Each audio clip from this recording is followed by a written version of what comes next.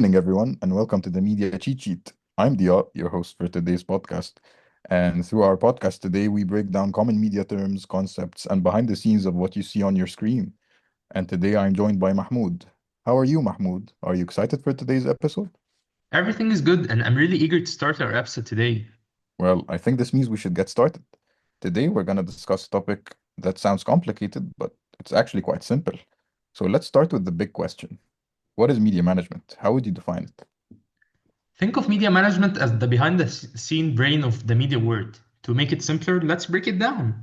Media refer to all the ways information and content can reach people in a broad way. It isn't just television or radio, it can be also newspapers, magazines, or even the internet.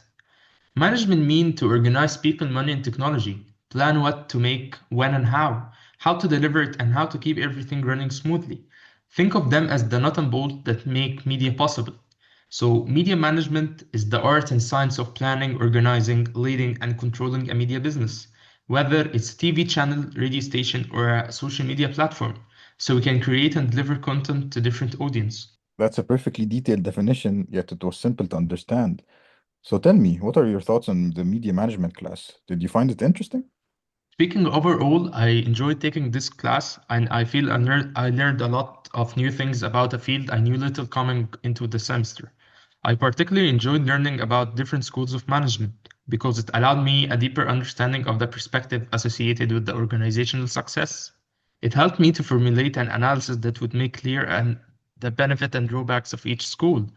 In turn, this would enhance our managerial capabilities in the future. When it comes to the downsides, I truly think there aren't many. Perhaps I would hope to dig deeper in the discussion around leadership. I found this topic to be quite interesting and applicable to any field, not just media. So, could you explain your favorite concept that was covered in class? How do you feel about its impact on the media industry? It's hard to choose one topic, but if I have to choose, it would be probably the intellectual assets. The idea or the concept behind it is to understand how companies or individual can protect their ownership rights. Intellectual assets can be anything that has a value that comes from your mind, aka your ideas. It can be the novel idea, a film, or a song, and there are different ways in which these words can be protected, such as patents, trademarks, or copyrights. I feel this topic has a huge impact on the media industry since it acts as a guideline in managing the intellectual assets, which without it would be difficult for anyone to benefit from the success of their work, or even just to be given credit for, which is an ethical issue we all should take into consideration. Thank you so much for your contribution.